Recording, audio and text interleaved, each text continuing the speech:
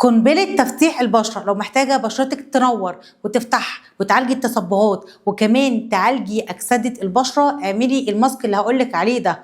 وده الماسك اللي تقريبا الكوريين كلهم معتمدينه في الروتين بتاعهم. أول حاجة هتجيبي معلقتين من الرز وهتحطيهم على نار مع شويه ميه وهتخليهم يغلوا خالص لحد ما شكلهم يبقى كريمي كده كانك بتسلقي رز بالظبط. وبعد كده هتحطي عليهم معلقتين من الحليب وهتفضلي تقلبي جامد. لو حسيتي ان الرز مش استوى كويس اضربيه في كبه بحيث ان الخليط بتاعه يبقى كريمي، وحطيهم في برطمان صغير. ونضفي بشرتك قبل ما تعملي الماسك ده واعمليه مرتين في الاسبوع. والماسك ده ممكن يقعد في التلاجة لمده 10 ايام مش يحصل له حاجه. اهم حاجه انك بعد الماسك ده بعد ما تغسلي بشرتك لازم ترطبي بالمرطب المناسب لبشرتك. صدقوني هتمشي منوره وملعلعه. كانت معاكم آلاء جمال، سكين كير اند هير ثيرابيست. ما تنسوش لو جربتوا تعملوا فيديو قولوا لي رايكم ايه في الكومنتات. مع السلامه.